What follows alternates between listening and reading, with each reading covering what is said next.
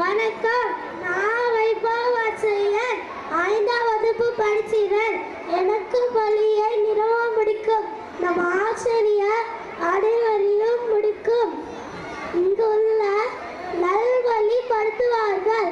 போட்டிகள் மூலம் திருமலை வெளிக்காட்ட உதவி செய்யாதல். சிறப்பு கவனம் தேவைப்படும் மாகாணத்தினை சிறுகணிக்க வைப்பார்கள். எக்ஸாம் மற்றும் டீச்சர்ஸ் அனைவருக்கும் நன்றியை தெரிவித்துக் கொள்கிறேன். தேங்க்யூ.